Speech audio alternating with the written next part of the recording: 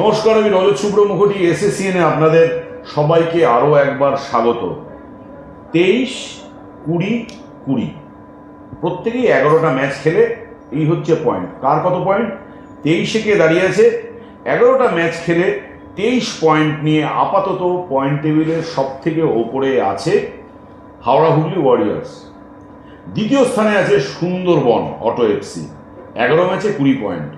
তৃতীয় পজিশনে জেইচআর royal city Malda Murshidabad, 11 ম্যাচে 20 পয়েন্ট। সুন্দরবনের সঙ্গে তাদের গোল ডিফারেন্সের কারণে তারা তৃতীয় পজিশনে আছে। আর প্রত্যেকে 3টে করে ম্যাচ বাকি। আজকে যে আমরা ম্যাচটা দেখলাম, এ যাবৎ টুর্নামেন্টের দুই মহাশক্তিধর দলের মধ্যে লড়াই এবং খুব মনোজ্ঞ একটা ম্যাচ হলো। এটা নিয়ে আমরা আলোচনা করব। এক রেজাল্ট। পাওলো সিজার হাওড়া হুগলির হয়ে প্রথমে পেনাল্টি থেকে গোল করে এবং পরে মালদা মুর্শিদাবাদের হয়ে জোটা একটা অসাধারণ গোল করে।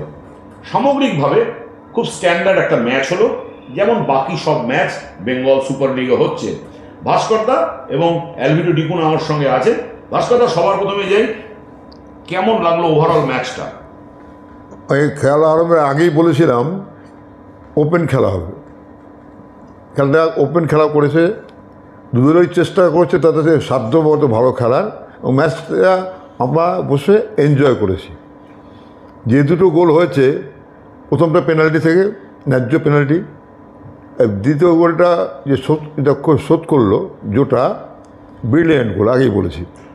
এখন কী কারণে জোটাকে সেকেন্ড হাফে তুলে নিল সেটা আমার বোধগম্য না।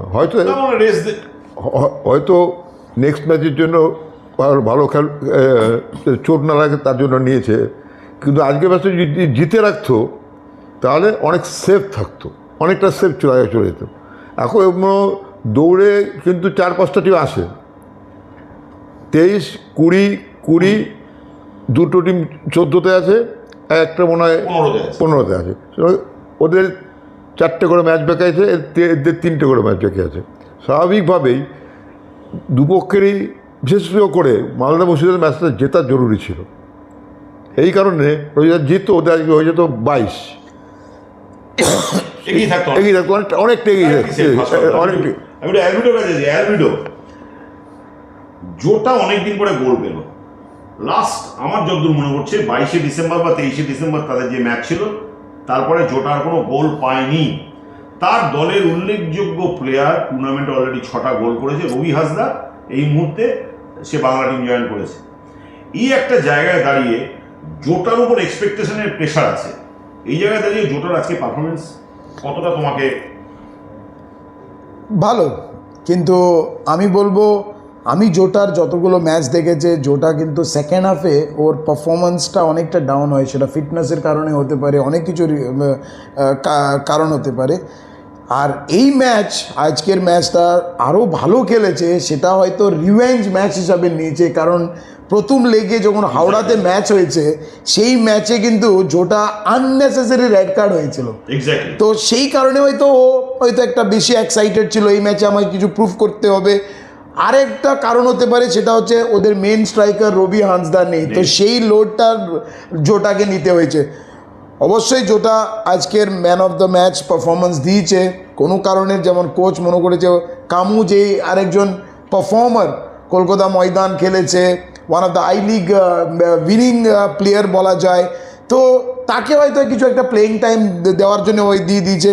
তো ওভারঅল আমি বলবো জোটা কিংবা মালদা মুর্শিদাবাদ যথেষ্ট ভালো ফুটবল খেলেছে। আর যেটা ভাস্করদা বলছিল, আমার মনে হয় আজকের ম্যাচ এইটাই আমরা এক্সপেক্ট করেছিলাম, the two teams, one of the best two teams, তাদের মধ্যে একটা লড়াই to go to the top table. অবশ্যই 4টের মধ্যে লড়াই হবে তার, but I think overall it was a very good interesting. Jota যে ওয়ালটা খেললো, ওয়াল খেলে যে গোলটা করলো, ভাস্কর গাঙ্গুলি গোলকিপার হলে কি গোলটা সেভ করতে পারতো? দেখো ভাই, এগুলো আলোচনা করে কোনো লাভ নেই। আমি থাকলে সেফ হতো কি হতো না, গোলকিপার কি ফল্ট আছে? না, গোলকিপার কিছু করার নেই। যদি করতে পারতো এটা আউটস্ট্যান্ডিং হতো। যদি করতে পারতো, আউটস্ট্যান্ডিং সবসময় আউটস্ট্যান্ডিং হয়। এবং এটা একটু সময়। রাজাদা, এই জায়গায় আমার মনে হয় ভাস্করদা আমার সাথে একমত হবে। এইখানে হয় গোলকিপার হিরো হবে না হলে স্ট্রাইকার হিরো হবে, যেটাই হয়েছে আজকে জোটা গোল করেছে বলে আমরা বলে অসাধারণ মুভের গোল। আর যদি গোলকিপার অভিলাষ পল সেভ করতো তাহলে সবাই বলতো অভিলাষ পল দারুণ সেভ করেছে। আউটস্ট্যান্ডিং, এটা স্বাভাবিক। তো এক্সপেকটেশনের কোনো শেষ নেই। আর আমি অ্যাজ এ গোলকিপার বলতে পারি, আমি যখন খিকরাব্দু খেলেছিলাম যে কোনো গোল কনসিড করলে মনে হতো আমার দোষী হয়েছে। সুতরাং এখানে অভিনেতা এটা মুভমেন্টটা অসাধারণ মুভমেন্ট, অসাধারণ। বারবার করে বলছি, এইসব মুভমেন্ট দেখার জন্যই ফুটবল আমরা মাঠে যাই। অসাধারণ মুভমেন্ট ছিল। শুধু ওটাই নয়, জোটা কিন্তু একাধিক এরকম অনেকগুলো মুভ করছে। যে ফুটবল খেলেছে জোটা, তা কিন্তু রীতিমতো মনোমুগ্ধকর ফুটবল। এবং জোটা যেই দেশ থেকে এসেছে, যোগবনিত ব্রাজিলের, সেই যোগবনিত মানে দৃষ্টিনন্দন ফুটবল সঙ্গে নিয়ে এসছে। অ্যালভিটোকে আমি একটা জিনিস প্রশ্ন, একদম শেষ মুহূর্তে ম্যাচে যখন জোটাদের বক্সে অর্থাৎ মালদা মুর্শিদাবাদের বক্সে একদম dying moment of the match আমরা দেখলাম পাওলো সিজার একটা ব্যাক হেড দিল এবং মনতোষ একটা সুবর্ণ সুযোগ। ওটা কি একটা মনে হচ্ছে যে গোল করার মতো সিচুয়েশন ছিল? দেখো অবশ্যই, কারণ হচ্ছে ডাইং মোমেন্টস, সেই টাইমে কেউ গোল কনসিড করতে চায় না, কিন্তু হাওড়া হুগলি ওয়ারিয়র্সের কাছে একটা সুযোগ এসেছিলেন। পাউলু সেজার ওই ফ্লিকটা দারুণ ফ্লিক করেছে, কিন্তু মনতোষ চক্রধার তুমি যদি ওই গোল সিচুয়েশন যদি দেখো, ও কিন্তু ফ্ল্যাট ফুটের দাঁড়িয়েছিল। তার মানে কি, ওই বলটাকে এক্সপেক্ট করেনি। ও যদি বলটাকে এক্সপেক্ট করতো তাহলে এটা কিন্তু ডেফিনেটলি গোল। 2-1 হাওড়া হুগলি ওয়ারিয়র্স ম্যাচটা জিতে চলে যেত। কিন্তু এটাই হচ্ছে ফুটবল, কখন কি হবে কেউ জানে না। 1 point each for both the teams, deserving result, কারণ দুটো টিমই লড়াই করেছে, দুটো টিমই ডিজার্ভ করে এক একটা পয়েন্ট। আরেকটু বলি, জোটোর পরিবর্তে যে প্লেয়ারটা নামলো কি কামু, ও যে বলটা রিসিভ করেছিল আউটস্ট্যান্ডিং রিসিভ করেছিল, আউটস্ট্যান্ডিং রিসিভ করেছিল। ওখান থেকেও কী করে বাইরে মারলো, এটাই আশ্চর্য ব্যাপার।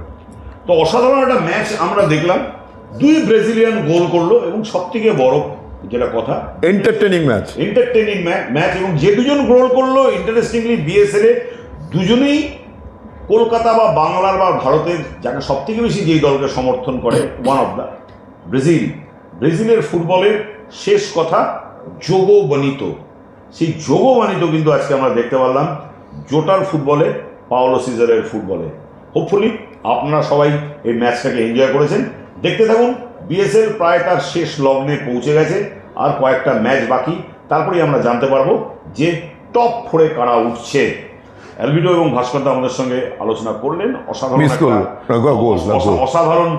অসাধারণ কিছু ইনসাইট ছিল। আপনাদের সঙ্গে আবার দেখা হবে।